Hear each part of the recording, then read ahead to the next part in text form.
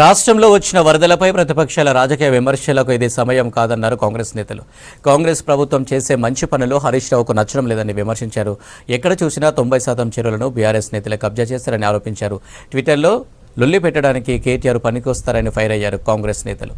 జాతీయ విపత్తు కింద కేంద్ర ప్రభుత్వం తెలంగాణకు ప్యాకేజీని విడుదల చేయాలని డిమాండ్ చేశారు.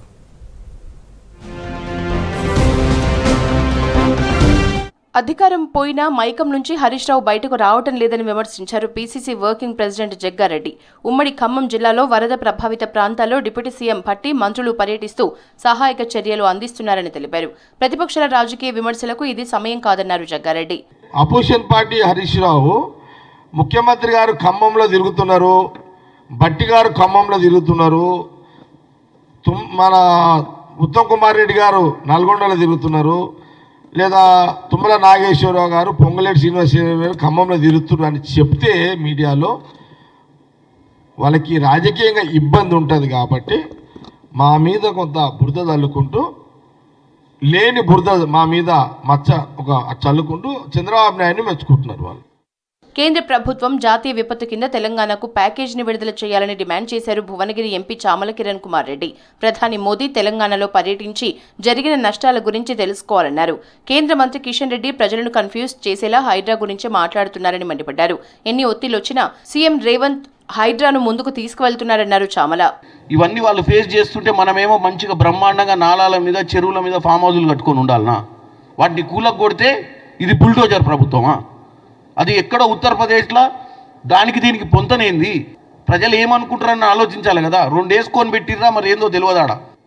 ఏ దేశం నువ్వు ప్రజల మధ్యన లేవు, ప్రజల కష్టాలలో భాగస్వామ్యం చేస్తలేవు. పెట్టిన ట్వీట్ చూస్తే నీ విఘ్నతకే వదిలేస్తున్నాం. రాష్ట్రంలో 90% చెరువుల్ని బీఆర్ఎస్ నేతలే కబ్జా చేశారని ఆరోపించారు మహబూబ్నగర్ ఎమ్మెల్యే ఎన్ఎం శ్రీనివాసరెడ్డి. హైదరాబాద్లో చెరువుల ఆక్రమణల్ని తొలగించడానికే సీఎం రేవంత్ హైడ్రాను తీసుకొచ్చారన్నారు. కాంగ్రెస్ ప్రభుత్వం చేసే మంచి పనులు హరీష్ రావుకు నచ్చటం లేదని విమర్శించారు శ్రీనివాసరెడ్డి. పట్టణాల్లో ఉన్న చెరువులన్నింటిలో కూడా టీఆర్ఎస్ పార్టీ నాయకులు తర్వాత స్వయంగా కుటుంబ సభ్యులు కబ్జాలు చేసిండ్రు. ఏ పట్టణానికి పోయినా కూడా ఆదిలాబాద్ నుంచి అల్లంపూర్ దాకా ఏ మున్సిపాలిటీకి పోయినా 2014 కంటే ముందు ఉన్న చెరువులలో ప్రతి చెరువులో ఏదో ఒక శాతం కబ్జాకు గురైంది.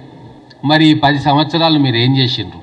ఇందిర మహిళా శక్తి పథకంతో మహిళల ఆర్థిక స్వావలంబన స్వయం సమృద్ధికి దోహదపడుతుందన్నారు ప్రభుత్వ విప్ వేములవాడ ఎమ్మెల్యే ఆది శ్రీనివాస్.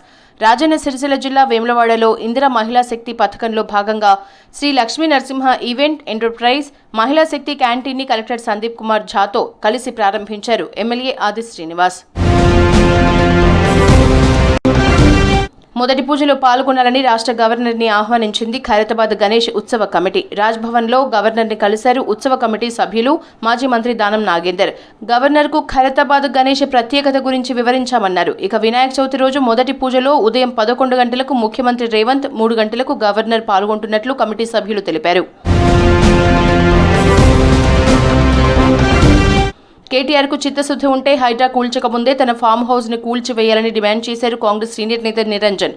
హైడ్రాపై ప్రజల్లో మంచి అభిప్రాయం ఏర్పడిందని చెప్పారు. ఖమ్మంలో పువ్వాడ అజయ్ అక్రమ కట్టడాలతో భారీగా ఆస్తి నష్టం జరిగిందని తెలిపారు నిరంజన్. నల్గొండ జిల్లాలో ప్రోటోకాల్ వివాదంపై స్పీకర్కు కంప్లైంట్ చేశారు నకరేకల్ ఎమ్మెల్యే వేముల వీరేశం. గత నెల 30న భువనగిరిలో ఇరిగేషన్పై మంత్రులు సమీక్ష సమావేశాన్ని నిర్వహించారు.